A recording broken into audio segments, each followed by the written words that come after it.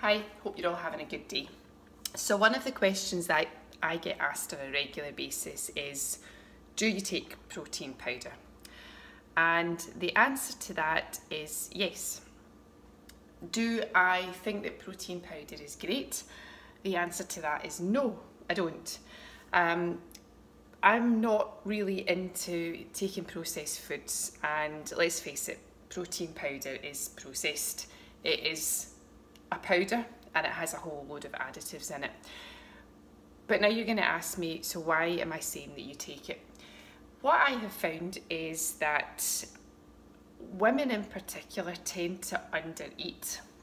And whenever I say to them, you've got to get more protein in your body, you need to get more carbs in your body, etc., etc., it always meets with resistance because they just jump in and automatically assume that number one, all the extra food is going to make them fat. And number two, it's like, well, what am I going to eat? I don't really want to be eating all these chicken breasts.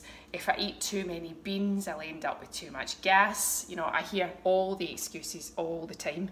So for me, protein powder is a case of keeping yourself nourished.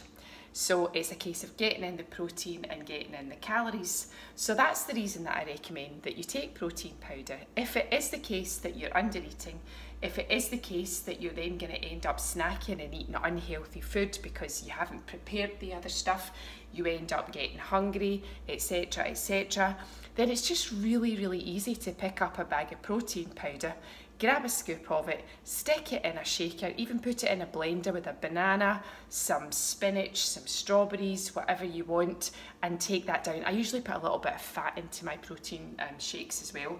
It's either in the form of nut butter or in the form of coconut oil.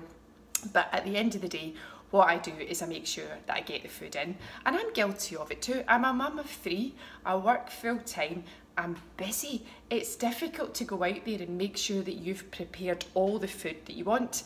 And there are only so many cans of tuna fish that you can eat in the course of a day to keep up your protein intake.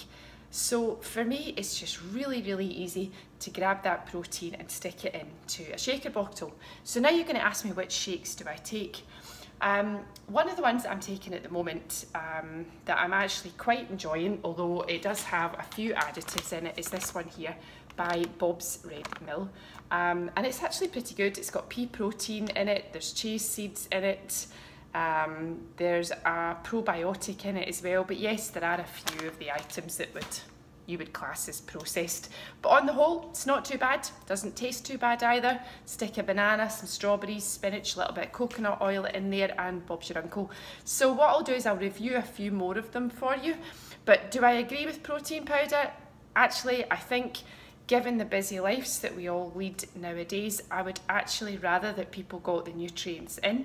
So the advice that I give you is, if you're going to take the protein powder, get one that has as few ingredients in it as possible, and definitely don't get one with ingredients that you can't pronounce. Until the next one.